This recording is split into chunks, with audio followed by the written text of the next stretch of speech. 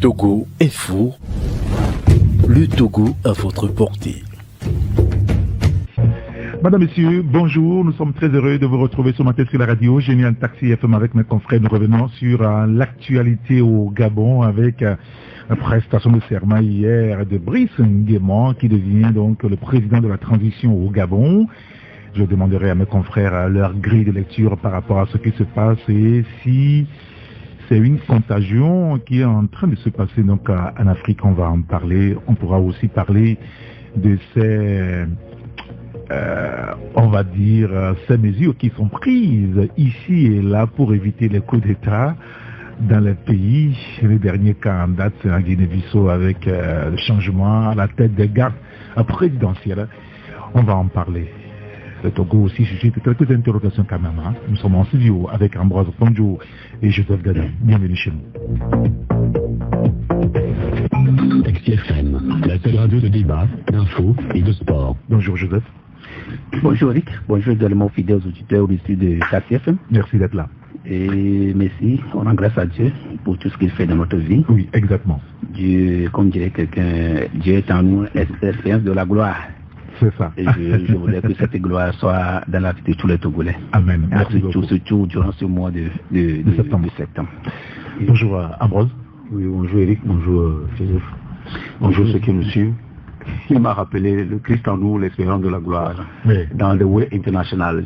C'est vieux, ça fait plus de 25 ans maintenant.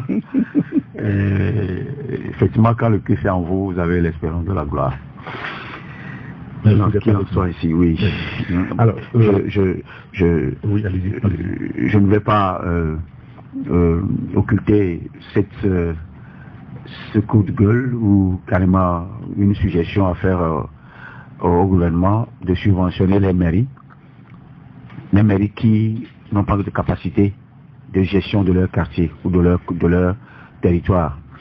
Si je prends le cas de la mairie Golfe 7,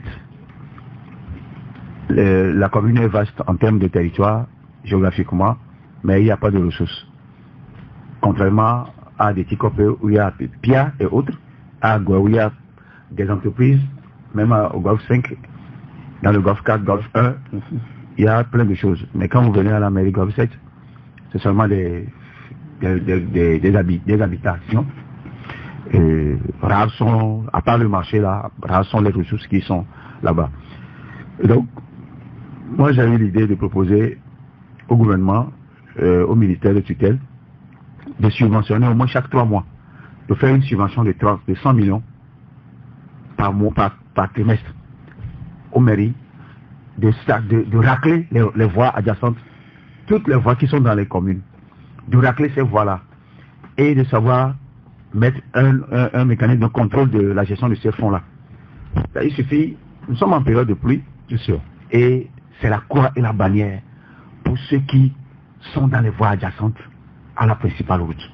Je ne te dis pas ce que les gens endurent. Oui, on a encore vu la situation là le week-end dernier, oui, avec la pluie ou les pluies de dimanche enfin de samedi et de dimanche. Oui. Et la météo annonce que ça sera pareil jusqu'à la fin de ce mois au moins. Jusqu'en novembre. Jusqu'en novembre. Et donc, Eric, c'est une situation que les subventions de 100 millions dont je propose pourraient régler. Chaque mois, on peut se racler. Mais c'est parce que quelques dizaines de voies qui sont principales, qui affluent vers la route et qui vont vers le marché, etc. Sinon, les gens, surtout ceux qui ont des véhicules, les gens ont des véhicules, mais ils ne peuvent pas garer chez eux à la maison. Ce n'est pas parce que leur maison n'a pas de garage. Ils sont obligés de garer dans les stations, ils sont au bord des voies de la chaussée. C'est pas parce qu'ils ne peuvent pas.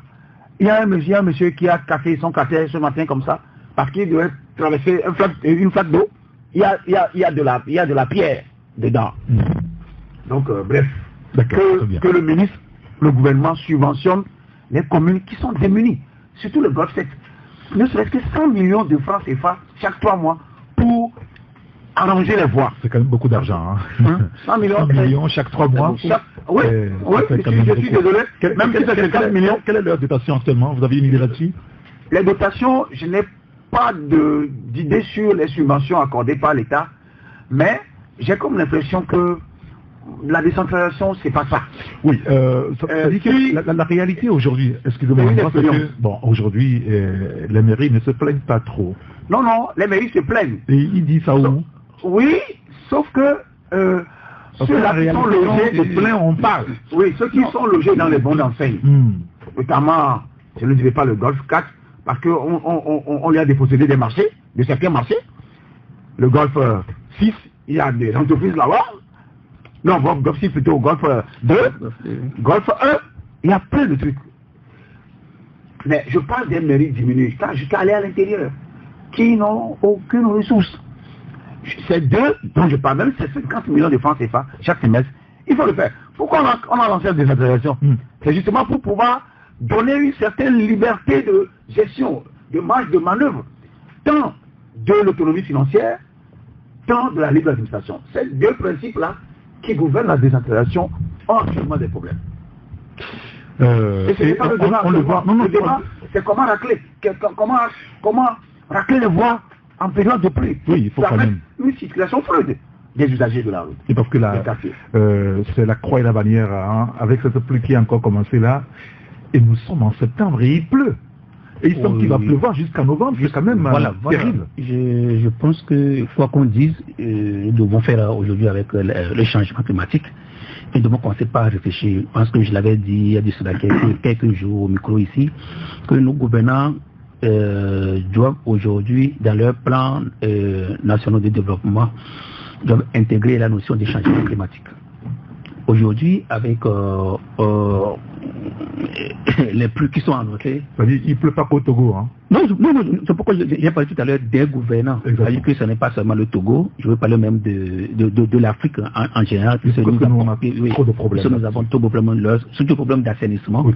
Je pense qu'aujourd'hui, il va falloir aussi investir plus dans l'assainissement. Les priorités doivent quand même donner à l'assainissement. Parce qu'après l'armée, aujourd'hui, quelqu'un me dira peut-être qu'il faut passer par l'agriculture. Mais je pense qu'aujourd'hui, il faut l'assainissement. Et je l'avais dit que un gouvernement qui investit plus dans l'assainissement réduit le taux de dotation en santé, par exemple. Oui, bien sûr.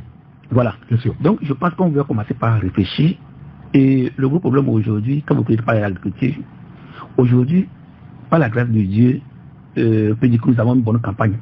C'est une bonne campagne céréalière aujourd'hui. Oui, mais le problème fondamental aujourd'hui, comment sécher nos produits? Comment sécher ces céréales?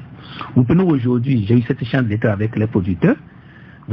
Les gens ont eu en abondance du maïs, du riz, de l'haricot, du mil, du sorgho. Mais je vous dis que durant les 2 mois, les gens n'avaient pas séché. Parce que le temps n'est pas clément. Le temps n'est pas ensoleillé. Donc il faut commencer par réfléchir. C'est pourquoi il dit aujourd'hui qu'il faudrait intégrer dans tout ce que dans un plan de développement national la notion de climat, du changement climatique. Il vient de dire, moi je pense qu'aujourd'hui, 100 millions, c'est une bonne proposition. Mais le gouvernement vous dirait qu'il n'y a pas d'argent. Oui, bien sûr. Ah oui, parce que déjà, c'est pas que vous voyez dans le pays, voilà, c'est pas que le gouvernement se plaint. C'est compliqué. C'est pas le gouvernement. Quand le gouvernement se plaint, c'est comme c'est un papa qui se plaint auprès de ses enfants. Donc, je pense que ce qu'il faut faire aujourd'hui, c'est... En fait, je dirais, nous sommes à une phase d'expérimentation avec la décentralisation. Prochainement, je pense qu'il faut réduire le nombre de communes de 117, peut-être à la moitié, et pouvoir là permettre quand même de mettre 2-3 communes ensemble, parce que mais je connais certaines communes de Djouffelgou, mais je ne sais même pas si ils arrivent même à faire 100 000 francs de recettes. Ils disent 100 000 francs de recettes. Il y a beaucoup de communes comme ça. Hein. Voilà. Donc je pense que le mieux c'est... Ils n'ont presque rien. C'est d'éclater quand même ces communes et de les mettre, qu'on arrive même à avoir juste la moitié, la moitié de... Au moins, sur les 117, on peut réduire jusqu'à 60, 70. Je pense que ce serait maintenant mieux. Même au Grand Lomé, quand vous allez par exemple à la commune de Yopougon, vous allez vous perdre. Oui, Abidjan. Commune de Yopougon, c'est comme c'est le Grand Lomé. C'est le Grand Lomé, c'est la commune de Lomé. C'est-à-dire que le groupe 1, 2, 3, 4, 5, 6 assemblées. Vous voyez déjà. Donc, ici, on a morcelé tellement les communes à telle sorte que même les limitations posent problème. Aujourd'hui, on ne se retrouve pas. On ne se retrouve même pas. Donc je pense que doter, c'est vrai, il faut doter. Parce que non seulement il faut doter, mais il faut que les communes même arrivent quand même à générer des ressources. Maintenant, il arrive même que certains même arrivent à avoir le marché à la limite des deux communes. Certains même se disputent, même certaines entreprises. Oui, bien sûr. Donc tout ça là, c'est vraiment compliqué. Moi je dis, nous sommes en phase d'expérimentation et il faudrait que nos maires aussi soient plus créatifs. Non, c'est-à-dire que, à moi, vous me permettez, mais c'est-à-dire que nous avons trop de maires politiques.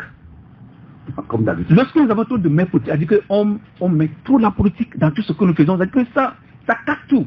On fait tellement de calculs, quoi. Voilà. On veut poser des actions, mais on réfléchit sans ne profitera pas à l'autre. Voilà. Lorsque moi, des maires, je ne sais pas si c'est dans le plan communal, on veut construire des supermarchés et HLM.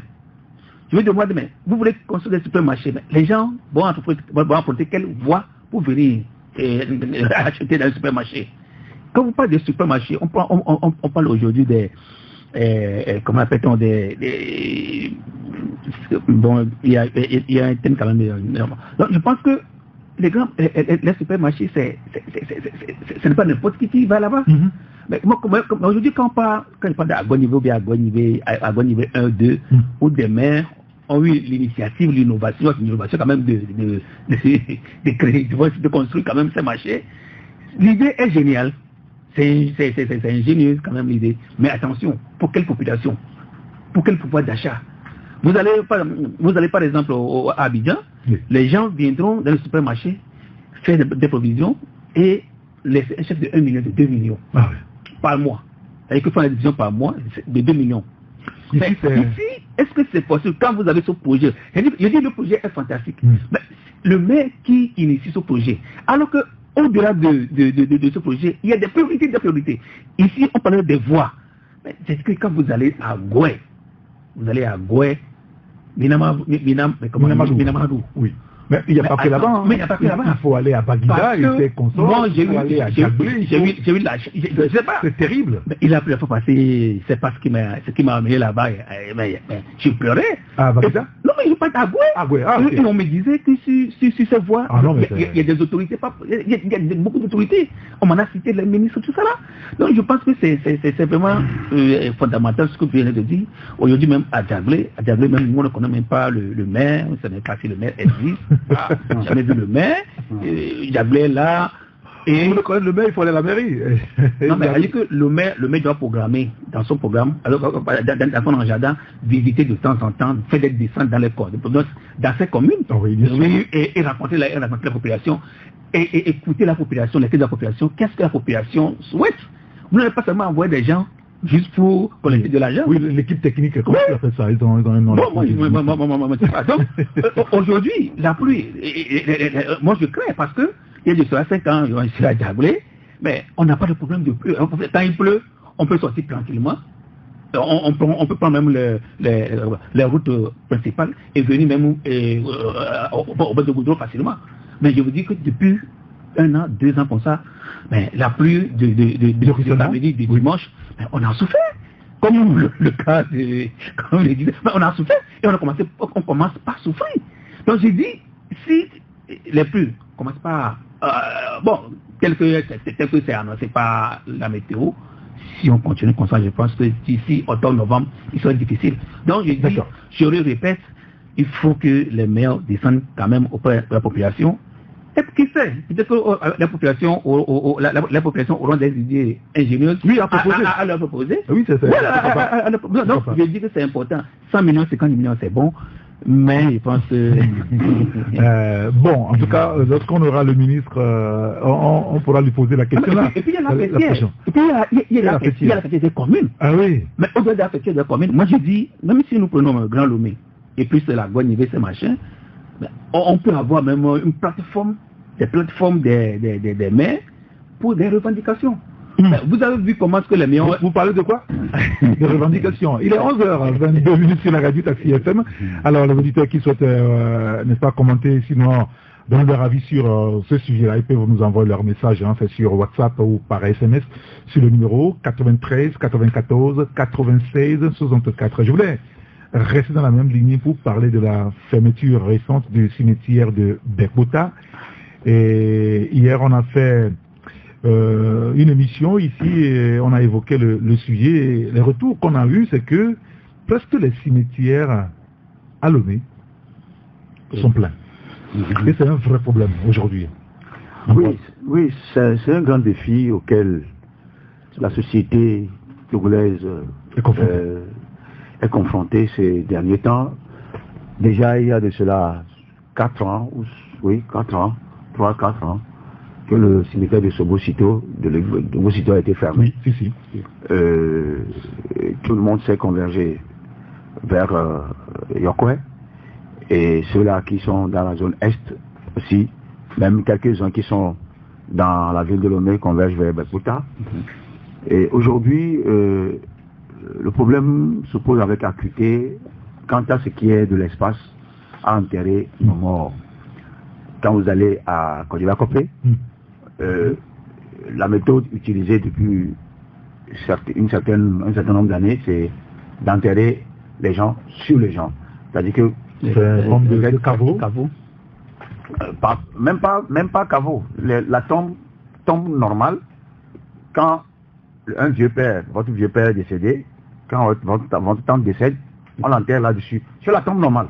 Oui, les caveaux. C'est-à-dire que, sauf que la tombe maintenant est profonde. Ok.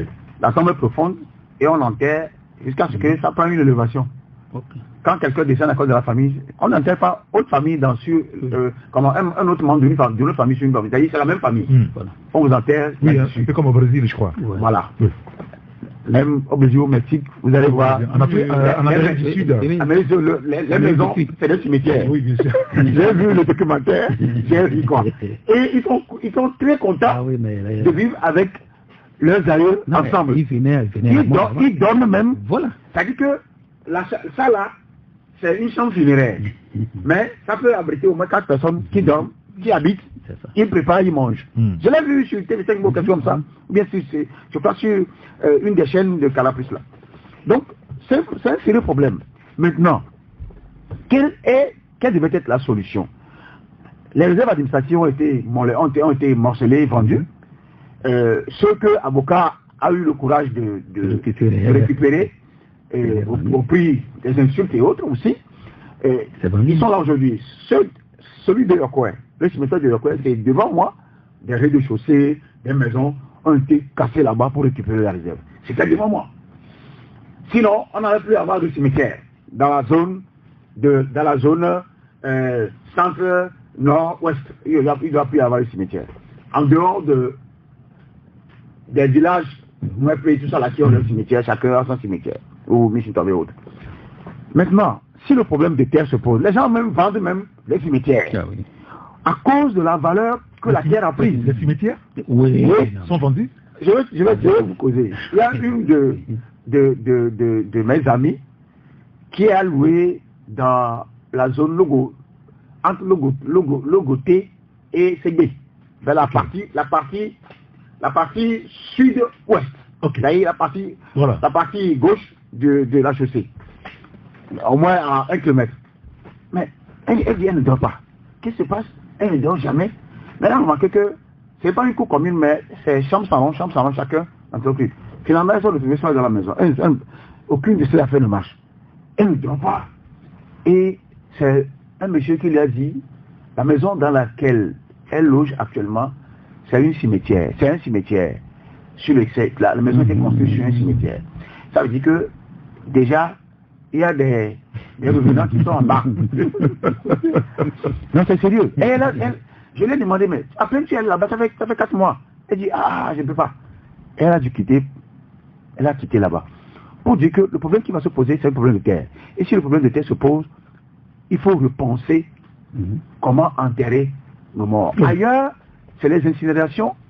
Mais est-ce que nous, dans notre culture, dans notre tradition, on est au Brésil, c'est ça. Mais est-ce que nous, on est habitués à ça? Même Desmond Tutu a été incinéré. J'ai appris ça, le célèbre pasteur anglican sud-africain. Est-ce que les gens sont prêts à accepter brûler? Oui, une nouvelle douleur. Oui. Est-ce que les gens sont prêts?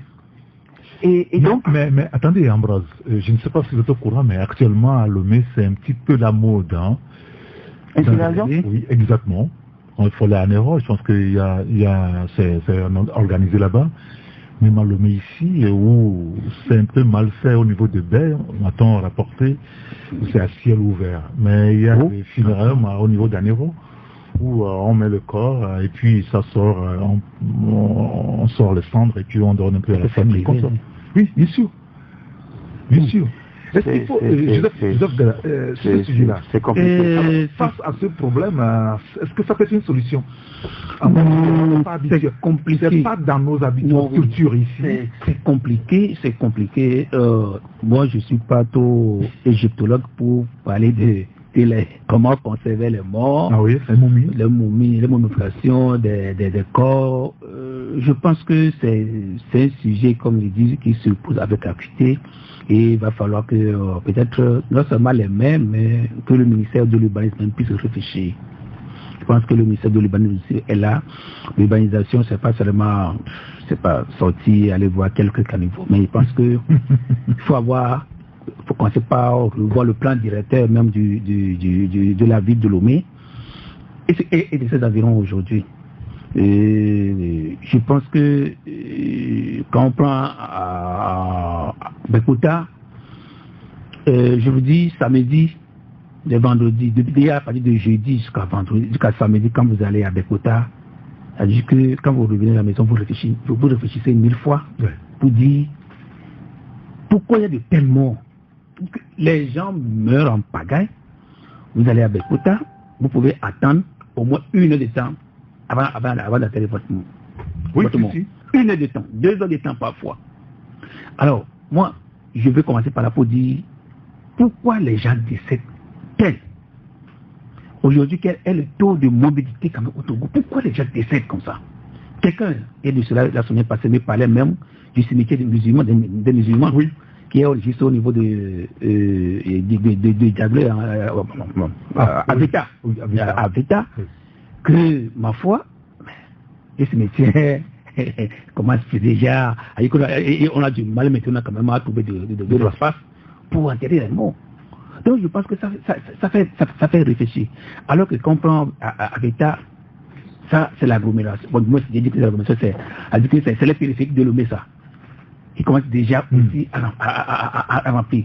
Ça veut dire que maintenant il faut commencer par réfléchir et trouver des hectares aujourd'hui. Parce qu'aujourd'hui ça ne sert à rien d'aller trouver juste des terrains, même parce que même si on n'a pas des réserves, quelle est la superficie de ces réserves pour pouvoir accueillir de tels morts. Mais je pense qu'il faut passer maintenant à des hectares. Donc si on veut passer à des hectares, est-ce que dans les périphéries aujourd'hui on peut trouver des hectares comme ça, 10 hectares par exemple? Voilà. Et je pense qu'à un certain moment, ce n'est plus l'apanage même des communes. Parce qu'il ne sait pas où les communes vont trouver ces espaces. Voilà. Donc je pense que c'est parce que même Yoko, je ne sais pas si vous l'avez remarqué, Yoko est en train de se remplir. Donc ça devient. Ce qui fait que les gens, certains voudront mourir vite, au lieu d'être incinérés. Donc je pense que il y a un auditeur qui nous dit qu'il y a quelques années, le président Yadema avait demandé que tout fonctionnaire qui décède soit envoyé dans son village d'origine. Oui. Aujourd'hui, si ce problème de cimetière se pose, il faut mettre en œuvre cela. Que ceux qui veulent être enterrés soient envoyés dans leur village. C'est simple. Non, il y a des terres dans les villages pour enterrer les défunts ou nos défunts. Bref, c'est une solution. Joseph, tu m'excuses. Ça pose aussi ça renvoie un problème du côté du village. Je sais pas soulever un problème très sérieux. Pourquoi les gens meurent comme ça? Ce n'est pas toi seul qui pose le problème.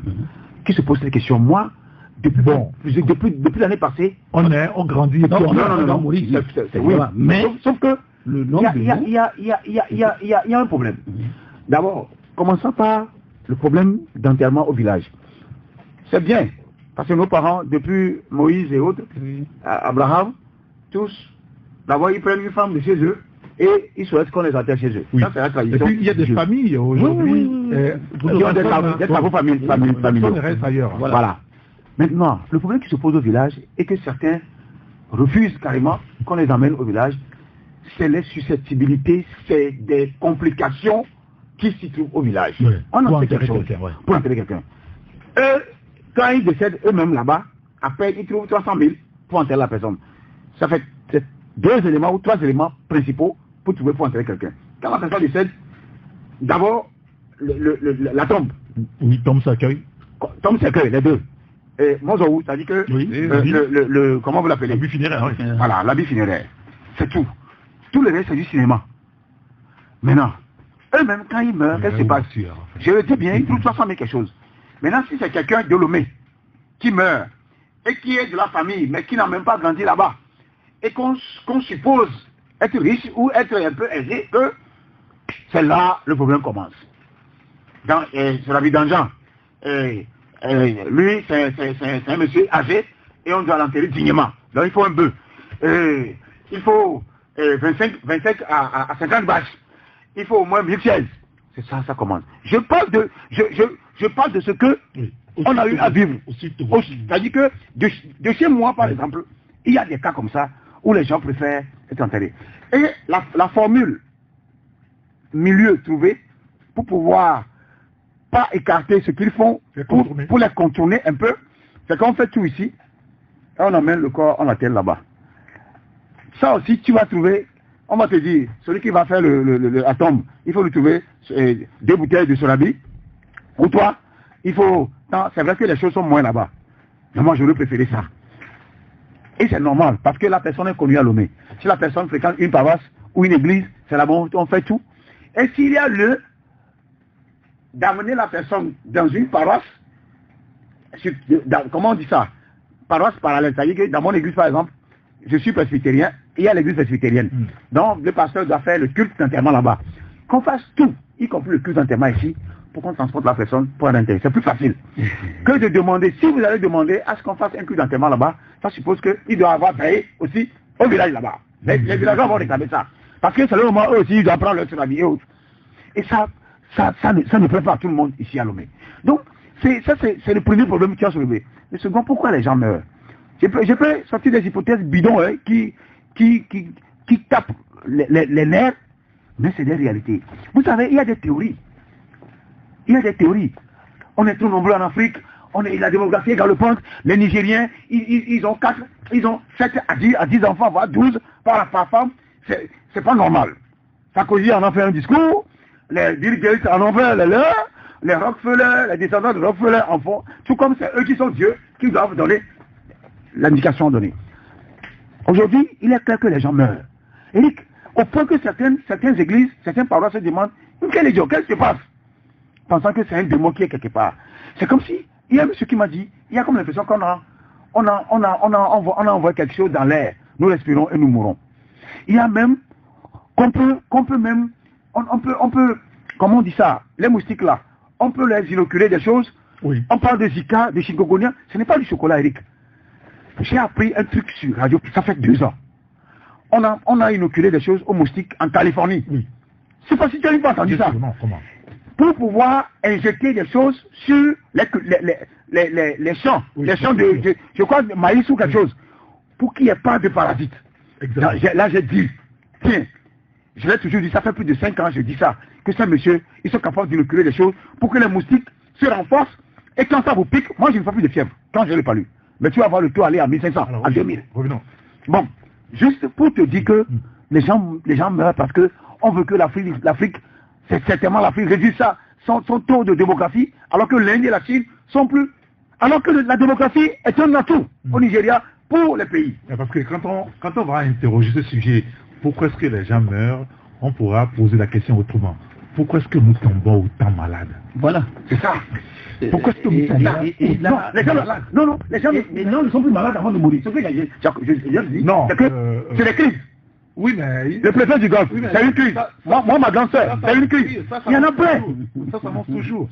Il y en a plein. Ça s'annonce toujours. On peut être conscient ou ne pas être conscient. Non, mais je pense que ce sujet-là, c'est à fait même faire l'objet d'un grand débat. Parce que pourquoi est-ce que les gens meurent? Passant par le déficit sanitaire, passant par ce que nous mangeons, notre alimentation, même là où nous logeons, l'eau que nous buvons, l'air que nous respirons. Je pense qu'il y a tout un tas de choses sur lesquelles il faut réfléchir. Et puis, moi, l'autre chose, c'est Aujourd'hui, on parle des villages, il faut aller enterrer les gens. Mais les villages aussi, est-ce qu'il y a les terres au village aujourd'hui? Les gens ont tellement acheté les terres périphériques, jusqu'à ce qu'aujourd'hui, les gens remontent même dans les villages pour acheter même les terres du village. Parce que les gens sont sûrs que d'ici 10 ans, mais les terres du village prendront aussi de la valeur. Donc, je pense qu'il vaut mieux réfléchir. Parce que vous voulez enterrer les gens au village. À certains mois, ils n'ont même plus aussi de terre. D'ici 10 ans, ils n'ont même plus de l'espace aussi pour pouvoir enterrer les gens au village. Vous allez constater que souvent, dans les villages, c'est à l'entrée des villages qu'on enterre donc il y a les cimetières. Mais aujourd'hui, vous allez voir que les cimetières, qui s'étendent même sur un hectare aujourd'hui, moi je connais les villages, les cimetières s'étendent même sur un hectare. Oui, et on me dit, on dit, ces gens-là, que partout où ils décèdent, que ce soit en Europe ou tout ça là, on les ramène toujours au village. Donc, je suis sûr que d'ici 10 ans, ils vont dépasser un hectare à 2 à 3 hectares. Je ne sais pas si c'est Mawaz qui a soulevé le problème d'incinération. Oui, je pense que là, ce serait un peu compliqué, parce que même aujourd'hui, il a parlé de notre culture. Notre culture est difficile. D'ailleurs, même quand le mot feu, le feu même, c'est un problème pour nous. Quand on parle de feu, le feu c'est quoi? On parle de feu, on parle de l'enfer, on estime l'enfer au feu. Non, personne ne veut mourir même quand vous dites incinérer. Et parce que personne même ne dira même que quand elle va mourir, donc il faut l'incinérer. Ça fait même peur aux gens. Donc je pense que qu'est-ce qu'il faut faire aujourd'hui? Puisque dans nos cultures, on suppose que les morts ne sont pas morts. Ils sont là et à tout moment, d'ailleurs, ils nous protègent. On peut les consulter aussi pour notre vie. C'est pour cela que, comme l'a dit, j'avais posé la question à un vieux, pourquoi les cimetières sont souvent à l'entrée des villages? Voilà, c'est pour que nos morts puissent nous protéger du mal, des méchants. Vous voyez déjà. Donc, ce n'est pas dans notre culture d'incinérer quelqu'un. Lorsque vous incinérez quelqu'un, on a l'impression que on perd l'âme et le corps. Donc, quand on enterre, au moins, à chaque fois, on suppose que le corps est là, même si le corps, même si mais on sait que l'âme de la personne est là. D'accord. Tu vois déjà. Donc, je reviens pour dire simplement que ce problème-là incombe maintenant au gouvernement. Parce que ça dépasse aujourd'hui les prérogatives des mairies. C'est pas une affaire de mairie? Non, c'est une affaire de mairie. Parce qu'aujourd'hui, quand on prend le Bepota, est-ce que c'est l'affaire seulement du Golfe 2? Golfe 1. Est-ce que seulement c'est l'affaire de Golfe 1? Non. C'est tout Lomé. C'est tout Lomé. Depuis, je ne sais même pas. Pourquoi vous parlez même de Lomé? Je vous dis même dans les communes de Zion, jusqu'à, les gens décèdent, à Thévier, on les ramène, on les enterre. Donc, je pense que ça dépasse aujourd'hui les communes. Maintenant, ça revient au gouvernement, comme je l'ai dit, peut-être au ministère de l'administration territoriale, au ministère poser des débats et voir où trouver exactement aujourd'hui. L'Assemblée nationale a fait sa rentrée ce matin. Que ce sujet-là, il y a l'objet des débats. Oui, parce qu'au moment où au moment où le gouvernement s'achète à trouver de l'espace pour pouvoir trouver de l'emplacement à la construction des logements sociaux, il faut qu'on passe aussi à au défunt. Où est-ce que nous allons enterrer nos morts? D'ailleurs, même nous-mêmes, quand on parle de morts, bon, puisque nous sommes des pèlerins sur terre, tout le monde va partir. Mais où est-ce que demain on va vous enterrer? Est-ce qu'on va vous enterrer à 2 km, à 5 km, à 10 km de vos enfants? Parce que il faut commencer par réfléchir. Au moment où, je l'ai dit, au moment où nous trouvons des hectares pour la construction des logements sociaux, commençons aussi par penser l'histoire, par passer ce débat, pour pouvoir trouver aussi des hectares pour pouvoir enterrer nos. Il y a un auditeur qui nous dit, affaire de cimetière au Togo, pourquoi avons-nous tant de haine à nos disparus? Il n'y a même pas aujourd'hui un cimetière national digne de ce nom où les grands noms se reposent pour l'histoire de notre pays. Pire, il n'y a même pas un cimetière pour nos vaillants compatriotes militaires qui meurent au front. À quoi bon de sortir d'une morgue moderne et aller dormir éternellement sur un dépotoir ou dans la brousse? Et ça aussi, c'est un problème. Les cimetières sont sales. Comme je l'ai dit, en fait, c'est de la responsabilité des mairies. Lorsque vous allez en Europe, vous pouvez même dormir dans un cimetière. Ah oui, bien sûr. Moi, je me rappelais très bien un jour, j'étais à Genève, à côté de l'hôtel où on m'a logé. Je n'ai jamais su. Puis on revenait de fois tardivement, on revenait à 23h, à 1h du matin de notre formation. Et quand on descend, on peut marcher même du bord de la route à l'hôtel. Je n'ai jamais imaginé que notre voisin, c'est des cimetières. Donc c'est un jour je passe, la nuit. Attends, là-haut. Non, c'est-à-dire qu'il y a l'hôtel, et juste à côté de l'hôtel, c'est un grand cimetière, mais tellement entretenu, avec des portails bien clôturés, entretenus, jolis, tout. Je n'ai jamais su. Le jour où je passais le matin très tôt, que j'ai vu. C'est un cimetière familial. Bon, je ne sais pas, que j'ai vu 2, 3, 4 voitures. J'ai dit, mais qu'est-ce qui se passe ici? On m'a dit que c'est un cimetière. J'ai dit, c'est pas possible. Mais je vous jure, j'ai eu le courage de dire à l'agent de sécurité, est-ce que je peux jeter un coup d'œil? J'ai dit, je peux même dormir là-bas, tranquillement. Et quand vous avez été, vous avez compris. Non, mais j'ai dit que je peux dormir, parce que c'est tellement entretenu. Tu t'es retrouvé en Inde. Je peux. Au Mexique. Il y a un auditeur qui nous dit, en Europe, il y a eu une autre façon de faire aussi. Tout défunt est enterré dans un cimetière pour un délai donné. 1 an, 5 ans, 10 ans, ainsi de suite. Oui. Dépasser le délai choisi par les parents du défunt, on ramasse les os qu'on incinère pour pouvoir donner la place à d'autres enterrements. C'est aussi une solution. Moi, j'adhère à cette solution. Parce que, à chaud, on ne peut pas brûler le défunt de quelqu'un, d'une famille. Oui, à chaud, c'est pas normal. Ça choque la conscience collective. Maintenant, cette solution-là, déjà, attends, je vais perdre le fil. Déjà enterré, 1 mois, 2 mois, 3 mois, 1 an, 5 ans, les gens déjà oubliés. Voilà. Maintenant, ce qui est encore intéressant, on n'incinère pas les os seulement pour jeter quelque part. On incinère les os pour pouvoir mettre quelque part ou les incinérer ou les déposer quelque part. Et la personne sait que sa famille, même dans sa propre maison, on peut amener ça. Oui, Eric, bien sûr. On peut amener ça. Quand les gens dorment, c'est vrai qu'il y a des cas spéciaux. Et ces cas spéciaux, chez nous, très souvent on dit, non, chez nous on dit souvent, non mais c'est Azoka, c'est sous-bois. C'est-à-dire, ceux qui sont des patrons de gros gris là, quand ils meurent, on ne les enterre pas dans les cimetières. Hein. Non. C'est dans leur propre chambre, on les enterre. C'est pourquoi même les chefs traditionnels, les anciens là, pas les anciens. Parce que là, ils ont été... Même aujourd'hui, les chefs traditionnels, c'est pourquoi quand ils meurent, personne ne sait quand même on l'a enterré. Oui, exactement. Parce qu'il suffit, selon les dires, de trouver, ne serait-ce qu'un de ses ongles, ou cheveux. Ça, tu deviens le plus puissant de tout le village. Parce que c'est lui qui serait peut-être le plus causu en matière de gris. Donc ça, c'est juste une anecdote qui est une réalité ailleurs, en milieu élevé, et peut-être au Bénin. Maintenant, si cette solution-là, que le gouvernement, il ne suffit pas d'aller à l'Assemblée nationale voter des lois qui arrangent le parti uni, le parti FPT et tout ça là. Non. Ils en ont déjà fait 5 ans, c'est bon.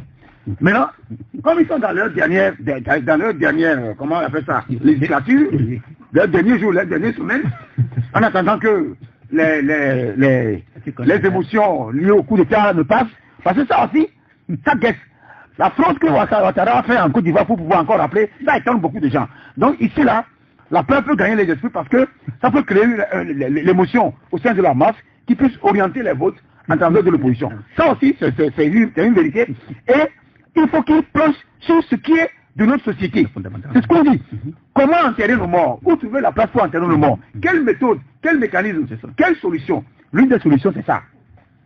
On donne 5 ans. Nous, on lance le débat. On donne 5 ans. Il faut que on enterre et on démolit tout. On exhume tout le monde.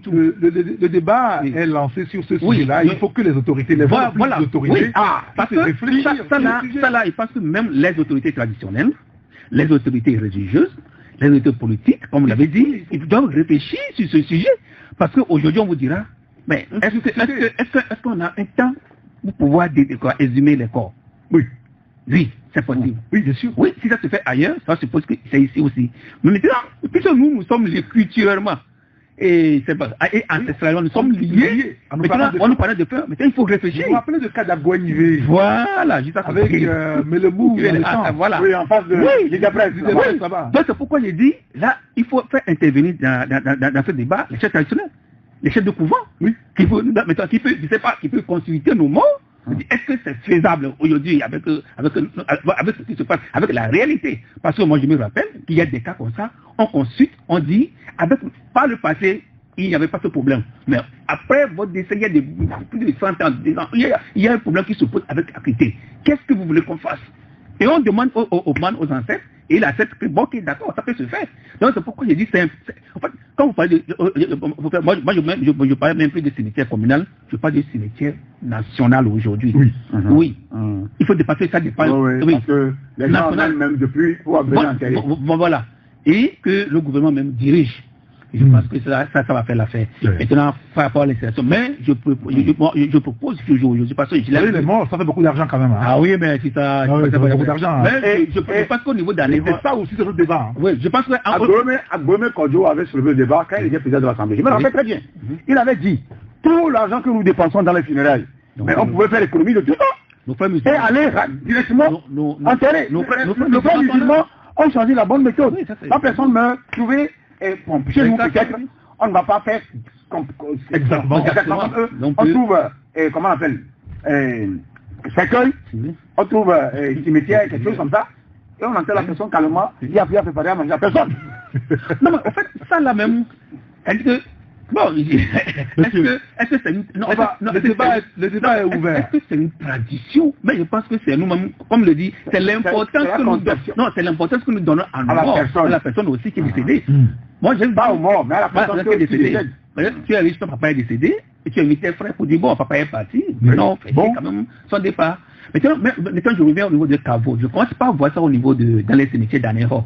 Oui, bien sûr. Presque aujourd'hui à Anéro. Caveau familial. Il y a des caveaux familiaux. Quand vous y allez aujourd'hui, on vous dit, ah, le papa est enterré ici, sa femme, maman est enterrée ici, et ici, papa a prévu que bon, pour les enfants aussi. Donc je pense que ça aussi, c'est une solution parmi tant d'autres. Pour que, bon, il faut réduire un petit peu. La réflexion continue. Permettez que je lise quelques messages des auditeurs, parce qu'à moi, vous avez posé le problème des gens, et vous aussi, les gens meurent beaucoup depuis un moment maintenant. Pourquoi? Et l'auditeur dit, la première cause de fort taux de mortalité réside dans l'alimentation. Voilà. L'alimentation et la pauvreté ambiante. Nous ne mangeons plus du naturel. Ah oui, voilà. Tout OGM, bourré d'engrais. Les AVC n'existaient pas avant. Aujourd'hui, c'est monnaie courante. Voilà. Et ça, c'est aussi un problème de santé, enfin, qui s'intéresse à ça beaucoup plus. Non, mais on m'a parlé de l'espérance de vie, hein, l'espérance de vie au Togo, c'est 61 ans. Il y a 61 ans? Oui, actuellement, oui. Bon, selon les titres, l'espérance de vie, c'est 61 ans. Moi, je pense que vous êtes moins que ça.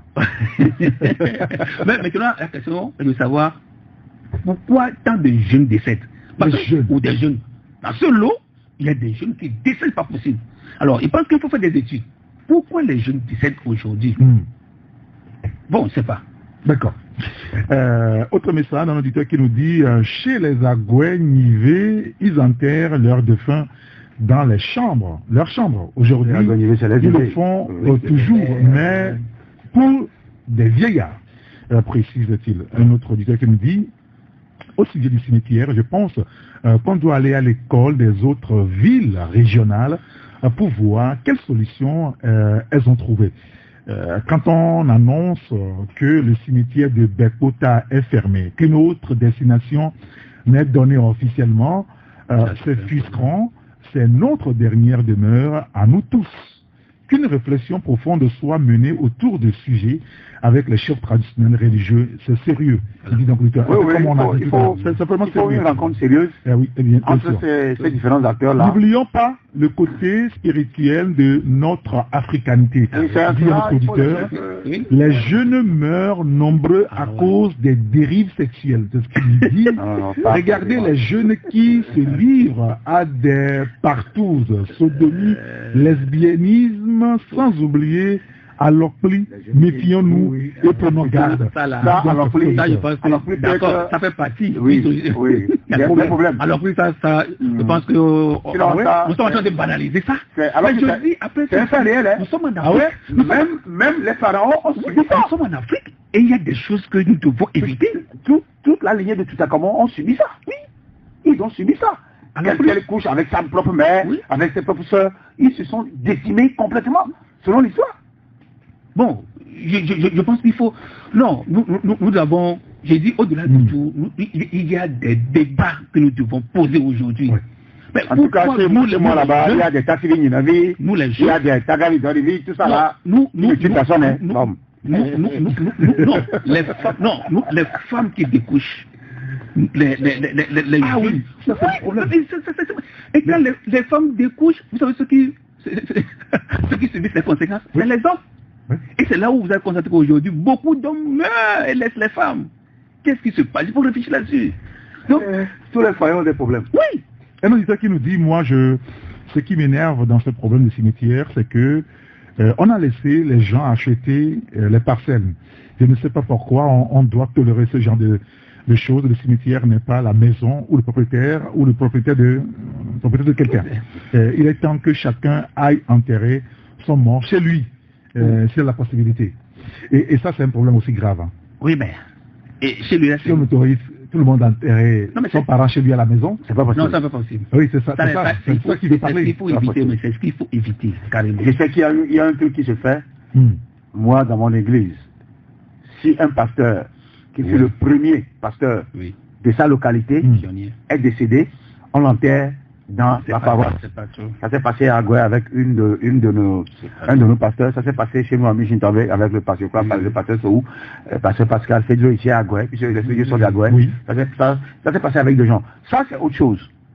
Maintenant, les familles de plus de 1000 personnes, quand on nous dise qu'un membre de la famille meurt, il y en a même qui n'ont pas de maison. Ils sont aussi des cousins, des voisins.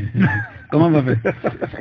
Il y a des gens qui me disent merci pour l'idée d'Ambroise. Sinon, chez nous, à Néron, au cimetière familial, 3 personnes par tombe. Voilà, c'est ce que j'ai dit. Voilà. C'est ça, c'est ce qui se passe à Koyokopé.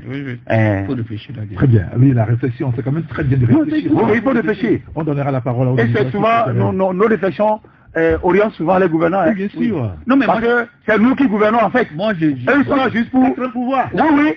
Nous sommes le conseil. Eux, ils sont l'exécutif. Non, je pense que non. C'est ça. Non, on est en fait le premier pouvoir. Parce que je me suis tout ce que nous disons, eux, ils prennent ça en même temps pour en fait. C'est ce qui est intéressant. Au lieu d'emballer avec les oreilles Je me rappelais au temps du ministre Pascal Bodiona qui disait pourquoi il suit continuellement nos émissions, nos débats.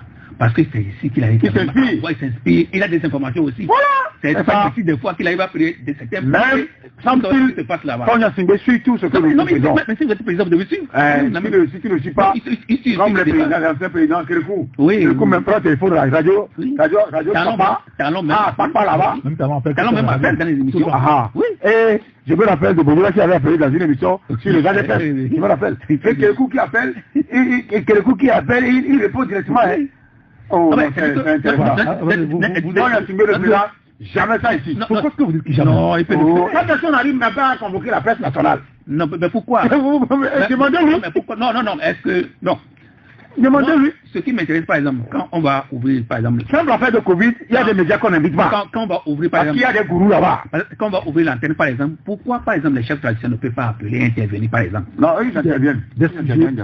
Non, c'est ce sujet. Par exemple. Oui, petit, par exemple. C'est pourquoi je dis, les gens fuient les débats. Mais quand vous fuyez les débats, le problème demeure. Et on subit les problèmes. Donc, alors, il y a un auditeur qui nous dit, et je pense qu'on va quitter ce sujet pour avoir d'autres sujets, parce qu'il y en a plein. Un auditeur qui nous dit, merci pour ce sujet sur le remplissage des cimetières à Lomé. Vous avez aussi bien fait de rappeler cette décision de feu et Adémon, à ramener donc les corps des fonctionnaires dans leur village. Mais il y a un problème de moyens pour le faire.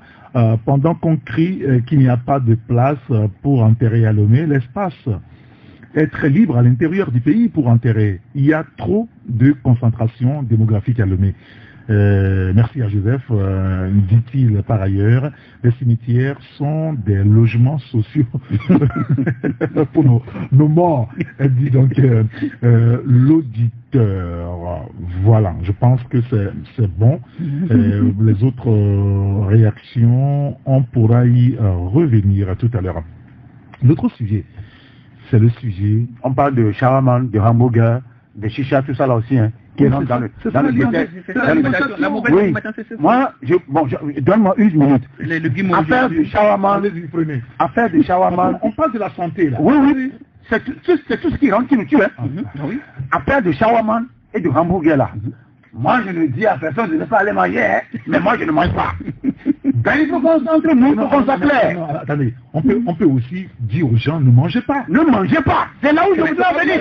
Non, c'est une manière de... C'est ma façon de le dire. Ah d'accord. Pour cela, j'ai dit, moi, Ambroise Pongo, je ne mange pas. Ces jeunes lycéens, étudiants, machin, donc c'est la mode. Si nous allons là-bas, c'est nous qui sommes civilisés. C'est faux. Détrompez-vous, ce n'est pas une civilisation. Vous mourrez lentement et un petit peu. Oh, je pense. Shawarman, surtout avec... Je n'ai rien contre les Libanais. D'ailleurs, il y a des amis libanais. Mais je me dis qu'il faut manger... Il n'y a pas que eux qui font ça. Hein. Non, oui, non, il faut... Les nôtres aussi, de quelle manière? De la bonne manière. Bon, je ne veux pas... On me dira que j'ai fait publicité. Il y a des Togolais qui le font, mais il ne faut pas... Charmant à la manière, même c'est les spaghettis, même dedans, il y a des trucs qui mettent dedans. Comme on était au 106e, on appelle des gâteaux là, on met tout ça dedans, à 25 francs, on mange et ça fait midi. Donc pour vous dire, je parle des années 80, 86, 87, 80, les années 80. Mais pour vous dire qu'en réalité, nos jeunes sœurs et frères, même si tu es en train de draguer une fille là, attendez. tu n'as pas besoin d'aller acheter Charman. Les parents achètent ces choses-là, y compris... Excusez-moi. Oui, pour faire plaisir aux enfants. Et bon, les Yahoo, je n'en condamne pas. Pourquoi vous ne voulez pas condamner les Yahoo? Non, attends. Vous condamnez le... Non, moi, je ne veux pas tout interdire quand même. Moi, je parle de Shawarman. Parce que je me rappelle, un confrère avait déjà société dessus. Sur les shawarman et les hamburgers. Oui, il y a même... L'alternative est... Loïc va aussi. Il y a même un professeur il y a même un professeur qui a fait sortir. Cette année même. Qui a fait sortir une thèse là-dessus. Que les parents informent les enfants, chers parents, chers étudiants, ce n'est pas ça la civilité. Ne mangez pas shawarman et hamburger. J'ajoute les boissons sucrées là, diabétogènes là, les fraises, tout ça là. Moi quand j'arrive à la maison, je vois ça, il est dit à la Robinam. C'est comme ça. Parce que c'est des boissons diabétogènes, trop sucrées. Moi, je ne prends pas. Je disais hier à une de mes cousines, qui est un peu plus âgée que moi, qu'elle dit, je dis, non, moi, je n'arrive plus, même d'aller dire, j'étais chez elle, elle dit, son problème, c'est l'eau et les jus d'orange qu'elle même fait, à mélanger à ananas, tout ça là. Pour dire que ces trucs-là, qui viennent du Ghana, du Nigeria là, chers Togolais, il faut éviter ça. Non, oui, on n'a pas besoin de ça. L'eau est la meilleure boisson. Exactement. Ambroise, et là-dessus, parce que on peut crier à la radio, ne mangez pas, ne mangez pas, mais nous avons confié notre santé à des gens qui doivent nous protéger en réalité. C'est-à-dire que vous ne parlez pas des médecins ou bien des... le ministère de la Santé. Oui, mais c'est-à-dire qui doivent contrôler ce que nous mangeons. Oui, mais c'est-à-dire que, est-ce que... comme je vous dis, parce que nous sommes dans une économie libérale, je vous dis, parce que nous-mêmes, nous avons opté pour une économie libérale. Oui, mais... Eh bien, les gens viennent de partout s'installer. Au point de tuer nos populations. Voilà, maintenant c'est à nous maintenant de voir. Déjà, ce que nous faisons ici, c'est une grande sensibilisation. Ici, regardez, tout le message que Ambroise a fait passer, sur 100 personnes, s'il y a au moins 30 personnes qui écoutent, et qui quand même arrivent quand même à adopter ça, parce que ça sauve déjà des esprits. Oui, c'est ça sauve. Mais maintenant, il nous revient, c'est vrai, il revient à l'État. Mais l'État ne va pas quand même aller dans chaque maison pour dire ne prenez pas, ne prenez pas le repas. Non, puisque pour l'État, les gens viennent s'installer, les gens travaillent, les gens paient les taxes, c'est bien pour l'État. Vous voyez déjà, au même moment, l'État ne peut pas aller contre aussi ces gens d'aller pas acheter. Mais ça nous revient à nous les médias, ou bien à des chercheurs, à des professeurs d'en parler. Maintenant, l'autre, ce que moi je voudrais ajouter par rapport à Ambroise, c'est les insecticides, les pesticides que nous utilisons dans l'agriculture, qui nous tuent petitement. Aujourd'hui, je pense que nos mamans peuvent en témoigner.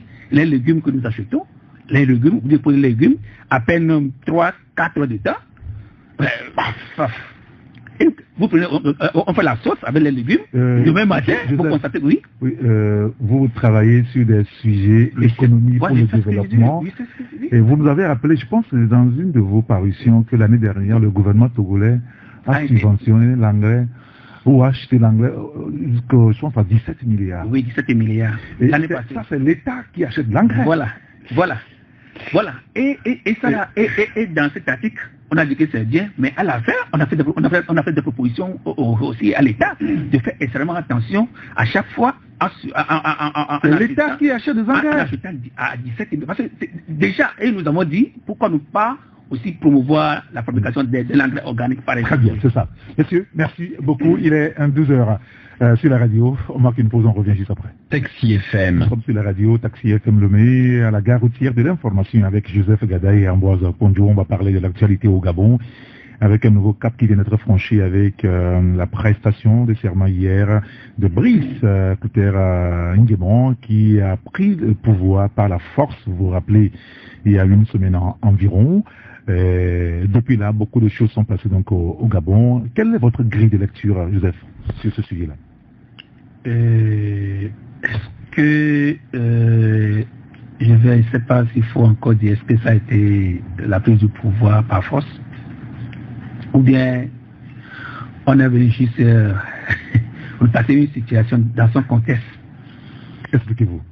Oui, parce que je pense que ceux qui ont suivi le général hier tout au long de son discours, parce qu'il a été très clair. Et ça là, je pense que nous avons, tous les journalistes, nous avons eu quand même à le dire, lorsque les pouvoirs sont inféodés, il arrive un certain moment que la population même se laisse seule et cherche toujours celui qui son messie. Aujourd'hui, ce vent qui souffre nous donne l'impression que, ou bien donne l'impression aux populations que leur messie, c'est les militaires. C'est-à-dire, vous avez le pouvoir exécutif qui refuse carrément d'assurer ses responsabilités. Vous avez le pouvoir judiciaire qui refuse carrément aussi et ferme les yeux sur certaines dérives. Vous avez le pouvoir législatif aussi qui refuse aussi de jouer son rôle et ferme les yeux sur certaines choses. Je ne veux parler pas dans la modification des constitutions, tout ça là, accepte, tolère des choses comme ça. Ce qui fait qu'arrivé à un certain moment, la population ne se retrouve plus, n'a plus de sauveur. Avec que les droits sont bafoués et leurs pouvoirs sont bafoués, jusqu'à un certain moment, on se demande qui peut un jour nous sauver. Je pense qu'aujourd'hui, tout à l'heure, vous avez parlé, quand on parle des médias, vous avez parlé que nous sommes le quatrième pouvoir. Oui, c'est oui, ça qu'on me classe. Oui, mais est-ce qu'aujourd'hui nous avons réellement, je veux parler de l'Afrique, hein, oui, bien sûr. Est-ce que nous avons encore ce quatrième pouvoir? Moi, je suis en train de réfléchir que aujourd'hui, il faut nous faire nous reculer un petit peu pour placer un pouvoir, troisième pouvoir, quatrième pouvoir, c'est le pouvoir militaire aujourd'hui. Il faut réfléchir là-dessus. Est-ce qu'il ne faut pas placer ce pouvoir, quatrième pouvoir, et cinquième pouvoir, nous venons à la suite, puisque nous on n'exerce même pas ce pouvoir. Puisque le quatrième pouvoir aujourd'hui qui est militaire, au moins change quelque chose. Et le Gabon, quoi qu'on dise, vous n'avez pas posé la question à un Gabonais, est-ce que vous êtes content de ce qui s'est passé la fois passée? Le Gabonais va dire non. Au moins, sur 55 ans, quand les Gabonais vont se réveiller aujourd'hui, ils savent qu'il y a un nom qui ne viendra plus dans leur esprit. Et le coup d'État qui s'est passé la fois passée a révélé combien de fois les gens sont assis sur des milliards. Les gens volent le pays. Les gens savaient. Dans tous les pays africains, on sait que les gens volent. Mais les gens ne voient pas ça réellement. On ne touche pas ça du doigt. Ouais. Mais les coups d'État nous ont montré, quand vous prenez le Mali, quand vous prenez le Mali avec l'enfant de Ibeka, oui, Ibeka plutôt, et ses machins, ses collaborateurs, oui, si. Quand vous prenez l'autre là, Alpha Condé, oui, et ses collaborateurs, oui, quand vous prenez le Niger avec ses collaborateurs, quand vous prenez le Burkina, parce qu'il y a certains ministres qui ont été arrêtés la fois passée, c'est là où on se rend compte qu'au fait, ce que les médias dénoncent, aujourd'hui c'est la réalité. Vous voyez déjà. Avec ce qui s'est passé et la réalité de ce qui s'est passé au Gabon, où on a vu des milliards. Et le cas du Gabon, ce n'est pas seulement un cas particulier au Gabon, c'est presque dans tous les pays africains. En quelques jours, on est au-delà de 1000 milliards. Je dis c'est presque. Mais comment des individus qui atteignent à peine 10, voilà, on a trouvé chez eux un peu plus de 1000 milliards. Quelque part, la fois passée, je disais que nous avons fréquenté, nous avons l'intelligence, C'est-à-dire qu'on a appris, on a nos doctorats, bon, on a nos doctorats, nos diplômes, mais je pense que nos élites n'arrivent pas à ajouter à cet esprit intellectuel la sagesse et la connaissance qui nous permettra de discerner le bon et le mauvais. Je pense qu'on a cet atout de s'accaparer des biens du pays comme si c'est notre propre bien. Et quand vous suivez hier, oui, c'est un atout. Et quand vous non, c'est un atout. C'est-à-dire que lorsque aujourd'hui tu as promis, par exemple, ou bien on te nomme par exemple quelque part, que tu as toutes les chances, c'est un atout de voler. Et quand vous suivez, je reviens sur les discours, je vais terminer sur les discours du général. C'est un discours pragmatique. C'est un discours de rupture et c'est un discours aussi de rassembleur. Discours de rupture, parce que quand vous voyez ce qu'il est en train de dire, je pense que comme dirait quelqu'un à Gouibo, c'est-à-dire qu'il faut remettre maintenant une nouvelle constitution en place. Il faut remettre une institution forte. Et un discours rassembleur, parce que hier, j'étais que c'est la première fois que je vois après un coup d'État et lors d'une prestation, je vois une ancienne équipe qui est représentée. Je tombais de nuit hier quand je suivais la cérémonie.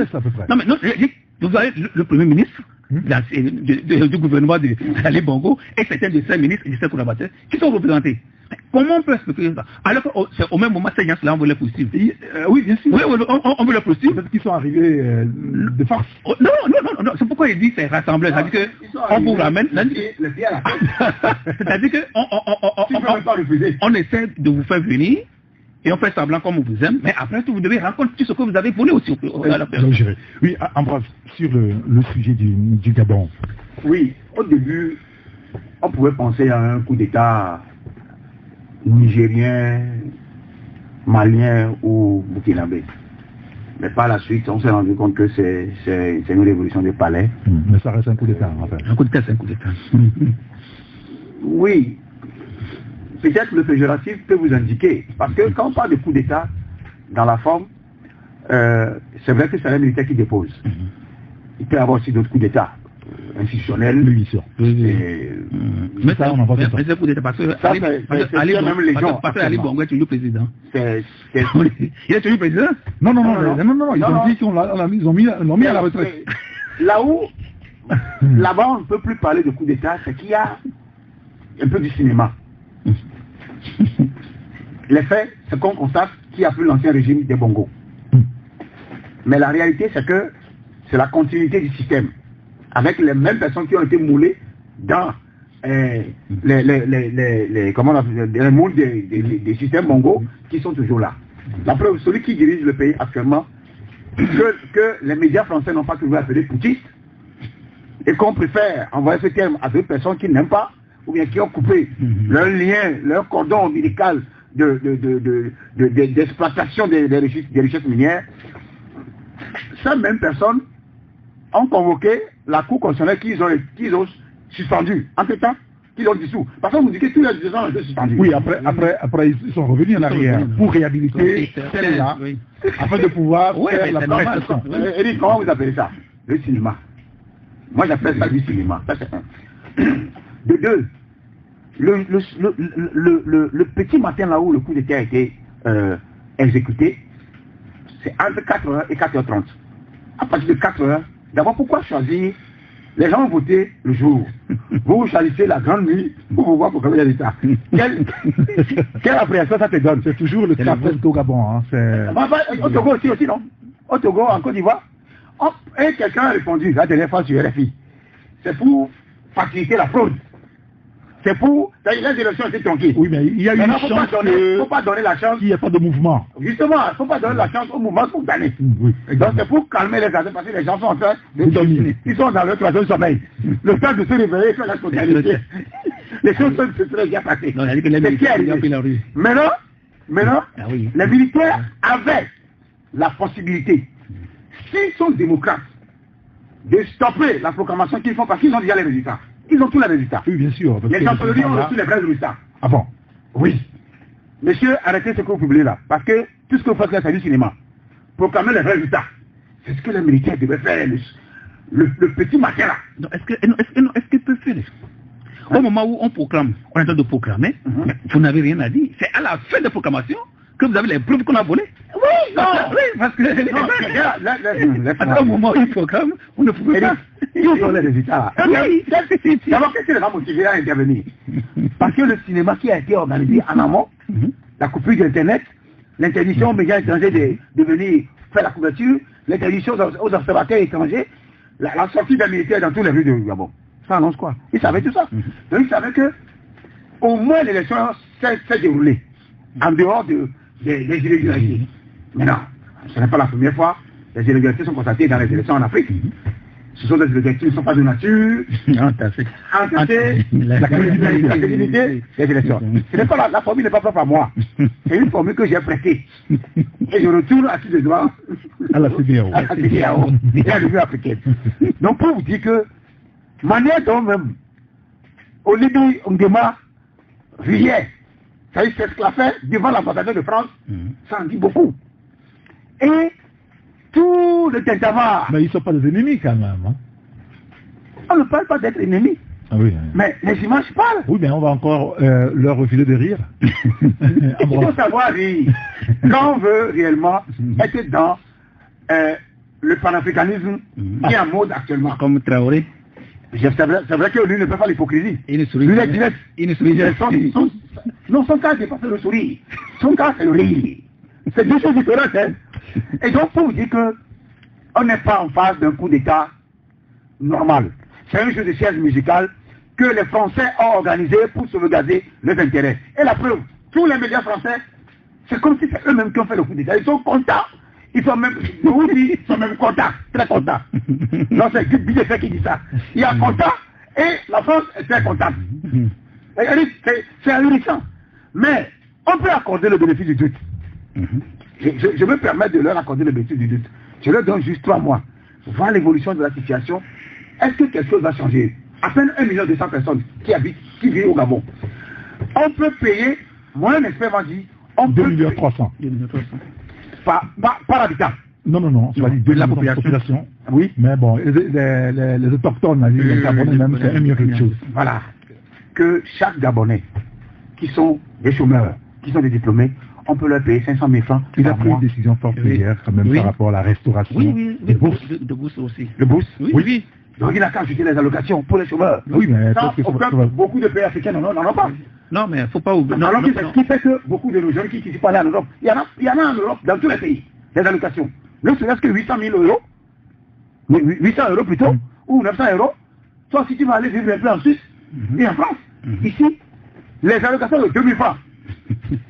Depuis les autres en Suisse, que nos parents recevaient pour notre compte, entre 0 et 18 ans, depuis 76 ou 66, c'est ce que nous vivons actuellement. 2000 francs. Alors, le coup d'État, on sait qu'on est en train de voir que certains chefs d'État sont en train de prendre des mesures, puisque ceux qui fait ce coup d'État, habituellement, c'est la garde présidentielle. On a vu des changements intervenus au niveau de... Il y a le Rwanda. Oui, exactement, le Rwanda. Il y a le Cameroun. Le Cameroun. Oui. Il y a la Guinée-Bissau. Hier soir. Oui. On a vu aussi un petit chamboulement au Togo où on a vu des officiers qui sont partis à la retraite. Et dans l'opinion, on dit, est-ce que ce n'est pas un changement aussi qu'on est en train d'opérer d'une ou autre façon? À savoir que les retraites, c'est programmé depuis, on sait qu'on part à la retraite et tout ça. Qu'est-ce que vous en pensez de ce chamboulement-là? Non, depuis un certain moment au Togo, les retraites déjà à partir du mois de septembre sont déjà annoncées. Parce qu'on a vu avec des grandes personnalités dans l'armée togolaise.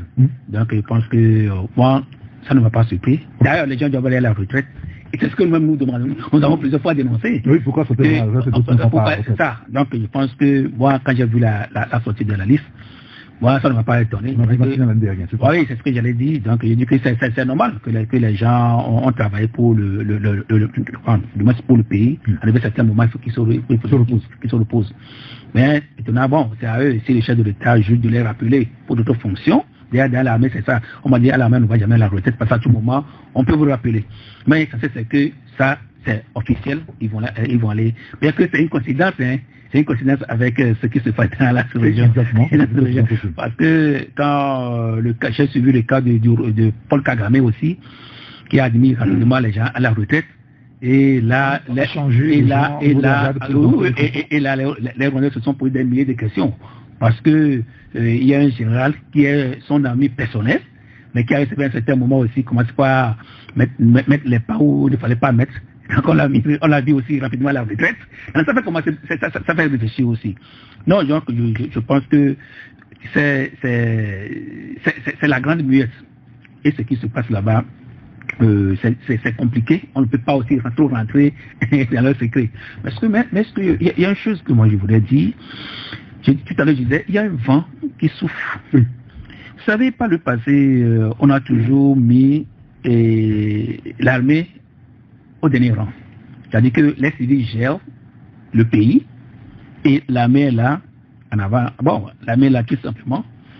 Et lorsque les civils commettent des bêtises, il dit des bêtises, c'est-à-dire qu'ils topient les élections, comme on vient de dire le cas du Gabon, il y a la mauvaise gouvernance, il y a la KBJ, tout ça là, et surtout les élections.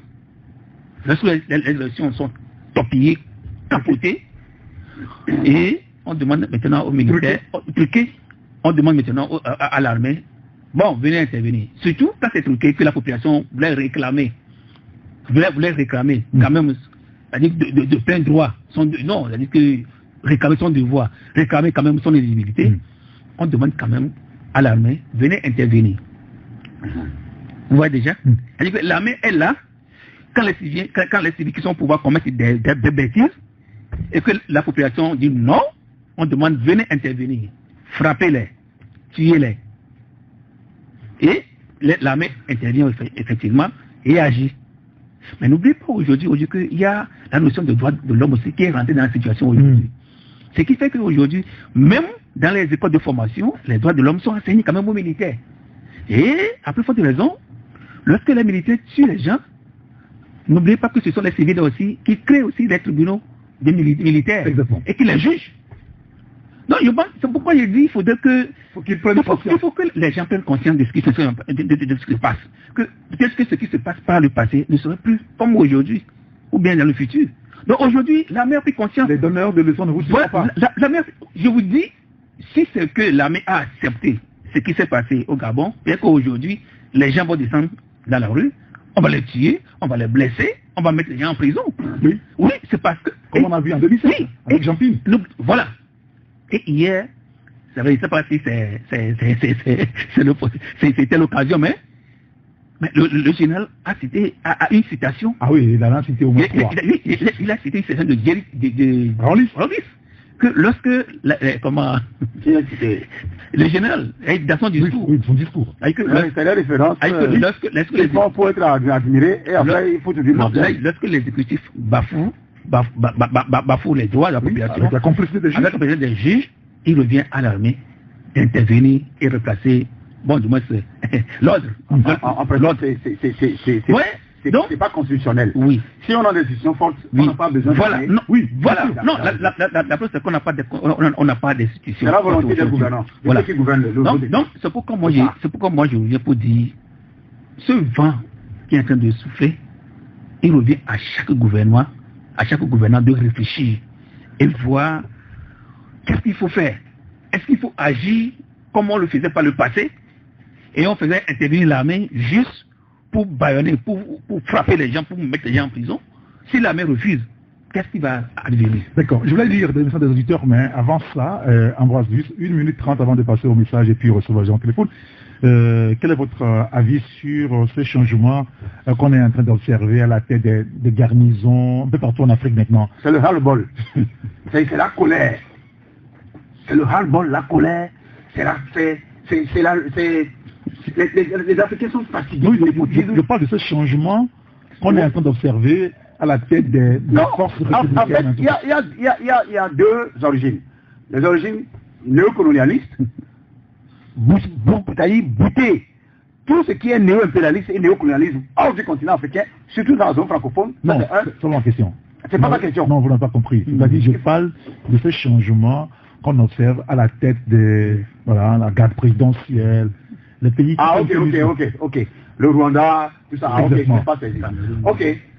Non, c'est lié... c'est lié au vent de coup d'État. C'est-à-dire, ça fait le décembre. On a quitté le décembre. Quand tu vois la liste, tu comprends que ça c'est en train d'arriver. Et la paix a gagné les cas. D'abord, le Cameroun qui fait bien, à chaque fois qu'il y a pour quelque part, on cherche tous les généraux, tous les colonels, tout ça, ça change. Lui, il n'a pas fait aux yeux, et il n'a même pas honte de le faire. Le Rwanda, qui nous a surpris en chamboulant tout, y compris celui-là qui... Le général... C'est son nom ça. C'est-à-dire qu'il était son nom de camp qui sont arrivés au pouvoir en 1994. Et il est toujours là. Mais c'est son camp qui a épaté. Et c'est un monsieur qui sait qu'il a commis des bombes. Il a été accusé d'assassiner ses opposants à l'extérieur, en Afrique du Sud, en Angleterre, partout. Et c'est aussi le cas de... J'ai lu encore un autre pays, hein. Voilà, la Guinée-Bissau. Lui, son cas, c'est un cas qui est intéressant parce qu'il n'est pas venu au pouvoir pour du gratuit. C'est la France qui a tout mélangé, la CDAO, qui l'a amené là-bas. Et la preuve, aujourd'hui, la preuve nous donne raison, au cours des élections, il a été battu à plein de couture. Oui, pour j'ai possédé et de l'Assemblée et de tout. Et il va partir. Donc là, il n'a pas besoin de reformater l'armée. Il n'a pas besoin de ça. Parce qu'il a été gagné. Maintenant, chez nous, on a tendance à dire ça peut passer ailleurs, ça ne peut pas venir ici. Ici, c'est ça. Ça dit que ça peut passer ailleurs. Parce que, sociologiquement, l'armée est clanique et ethnique. C'est pas moi qui l'invente. Tous les documents, géographiques, tout ça là, on l'ont dit. Et quand tu vas dans l'armée, tu vois qu'il y a une majorité des gens qui sont des tendances proches de la région du chef de l'État. C'est clair, je n'invente rien. Ce qui fait que, pour ce cas de figure, quand vous allez en Inde, autant des Amérindiens et des Indiens, quand on tue le chef, tous les autres descendent en bas en même temps. Oui, bien sûr. Mais quand le chef n'est pas tombé là, tu as vous tirer en l'air, tu as vous tout faire. Sont là. Sauf peut-être, quelqu'un disait, j'ai suivi une vidéo, la personne disait, c'est le Togo qui a fait la demande depuis. Qu'est-ce que le Togo a fait et que cette demande n'a pas été par Dieu. Merci beaucoup. Juste pour dire qu'en réalité, ici, le chef de l'État a intérêt à changer les choses avant que les choses ne changent d'elles-mêmes. Monsieur, merci beaucoup. On va maintenant peut-être auditeurs, ceux qui souhaitent nous appeler en direct sur ce sujet-là qu'on a abordé. Vous pouvez nous appeler sur 92 60 81 81. Il y a un auditeur qui nous a envoyé un message qui nous dit cinéma ou pas, ils ont un nouveau dirigeant. La différence entre la dictature de Bongo et celui de Faure, c'est que les Gabonais mangent, contrairement aux Togolais, au moins Faure n'ira plus trop au Gabon avec un coup d'État. L'argent du voyage là-bas servira à quelque chose. Laissez le temps à Oligui Nguema de finir avec les Français. Tout est question de temps, dit cet auditeur. Un autre qui nous dit, à part nos autorités, la France a pris combien dans chaque pays francophone à travers leurs politiciens, leurs entreprises, leurs ambassades, son armée, à travers le franc CFA? C'est la question que pose l'auditeur. Je ne sais pas si on est à mesure de répondre à la question. Un autre auditeur qui nous dit, c'est des peines perdues, ce changement à la tête des armées et des gardes rapprochés. Les coups d'État n'ont pas besoin de grades de généraux, dit cet auditeur. Il y a un autre qui nous dit, on va prendre celui qui est au téléphone d'abord. Allô? Allô? Oui, allô, bonjour. Oui, bonjour. C'est monsieur? Yohannes. Monsieur Yohannes, nous vous écoutons. Le message de l'auditeur précédent m'a fait sourire. Lequel? Parce que il faut laisser l'État au général de finir avec la France. Faut pas qu'on se leurre là. C'est-à-dire que peut-être pour lui la France Afrique sera encore plus sérieuse avec Bongo. Parce que ce monsieur, c'est monsieur France Afrique à 100%. Voilà, il fait de quoi il s'agit. Pourquoi Macron ne s'agit pas? Macron, il est tranquille. Voilà, donc, c'est pas lui qui viendra finir. C'est-à-dire que, moi, je dis que ce coup d'État ressemble même au Gabonais. C'est-à-dire que c'est un coup d'État bizarre. Et les Gabonais même ont un comportement bizarre à l'égard de... C'est-à-dire qu'ils ne veulent plus rien attendre, quoi. Pour eux, le cartel, c'est que Bongo est parti. D'accord. Pour finir, moi, j'aimerais, je vais le dire comme ça, j'aimerais que le président africain prenne garde. Parce que quand la manière dont Macron gesticulait par rapport au Niger, c'est lui qui de tout et de rien concernant le Niger. Pendant ce temps, nos présidents africains ne disaient rien, c'est qu'ils faisaient. Et ce monsieur se permet de dire que son ambassadeur ne quittera pas le Niger. C'est-à-dire que tout ce qui se passe là, je m'étonne que le président africain se taise là-dessus, comme si c'était un droit pour Macron de faire, c'est-à-dire de dire que son ambassadeur qui a été chassé ne va jamais quitter ce pays. J'ai l'impression que c'est un argument, cette affaire d'ambassadeur, c'est un argument que Macron a été de tenir. Peut-être un jour il dira qu'on a attenté à la vie de ce monsieur, et ça serait un argument pour envoyer justifier, n'est-ce pas, l'intervention. D'accord. Si mon chef d'État se taise là-dessus, c'est la population qui viendra leur faire un coup d'État cette fois-ci. Très bien. Ce n'est pas normal. Merci beaucoup. On a compris. On va donner la chance à notre auditeur de nous appeler pour donner aussi son point de vue sur les sujets qu'on a abordés à l'antenne. Alors, un autre auditeur qui nous dit, en tout cas, ce coup d'État a un seul mérite, la fin du clan Bongo au pouvoir. C'est fini. Un jour, un formateur au Maroc m'a posé la question de savoir pourquoi le Gabon n'est pas aussi riche comme le Koweït et le Qatar. Et je lui ai demandé pourquoi cette question. Il m'a dit que le Gabon a du pétrole comme ce pays, et un peu du pétrole, il y a beaucoup d'autres minéraux et des richesses que ce pays, non pas le Gabon, est riche et devrait être un Eldorado. Mais la gabegie et la corruption ont détruit ce pays, dit l'auditeur. On prend le dernier téléphone. Allô? Allô, bonjour. Oui, bonjour. Gérard Sélassie. Gérard Sélassie, nous vous écoutons. Oui, si vous mangez dans le sachet plastique, vous aurez le cancer. La route. Oui. D'accord. Merci beaucoup. On a compris. Gérard Sélassie, bien sûr. Oui, il est membre de mon ONG. Ah, d'accord, très bien. Oui, sachet plastique, c'est pas bon. Oui. C'est pas bien sachet plastique. Un autre auditeur qui nous dit les gouvernants, comme vous le dites, sont en train de réfléchir en changeant déjà leur chef d'état-major, les retraites forcées, ou aussi en envoyant d'autres très loin dans les ambassades. Ils ont oublié que les neveux peuvent aussi faire l'affaire. Très bien. Je pense qu'on va s'arrêter là pour aujourd'hui. Messieurs, merci beaucoup. Merci à Joseph d'être passé. Merci beaucoup. Je voudrais revenir sur juste l'interpellation de l'auditeur par rapport aux agissements de M. Macron. Je pense qu'il y a certaines choses que Emmanuel Macron est en train de dire et que certains présidents se taisent, surtout la CDAO se taisent là-dessus.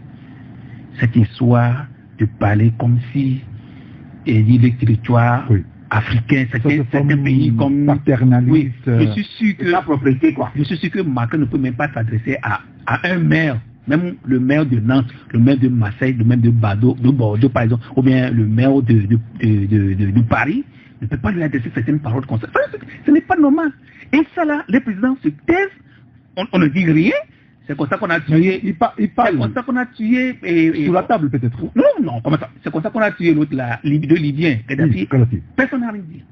Et Macron intervient comme ça. Demain, si c'est dans notre pays, il va intervenir comme ça. Mais ce n'est pas bien. Il faut qu'on ait le courage de dire. Merci beaucoup. Monsieur le Président, s'il vous plaît, mettez un peu du vin, de l'eau dans votre vin et essayez de voir ce qu'il faut faire. Merci mais beaucoup. Il n'a qu'à changer. S'il ne veut pas changer, d'ailleurs, le cours même des choses va les faire changer. C'est-à-dire, ce dont ils vont les dégager là. Non, ce n'est pas c'est le problème de l'Africain. Il faut savoir quitter les choses. Avant, voilà. Mais c'est arrivé au Burkina Faso, c'est arrivé au Mali, c'est arrivé à côté. Au Guinée. Surtout, le cas de Faure Gnassingbé préoccupe beaucoup de gens au Togo. Mais c'est le cas de Ouattara qui est plus inquiétant. Parce que lui là, on a déjà prévu tout ça finira. Bon. Merci Ambroise. Merci Joseph. Merci à Jusso. Appelez-moi à Frédéric Gator. À bientôt.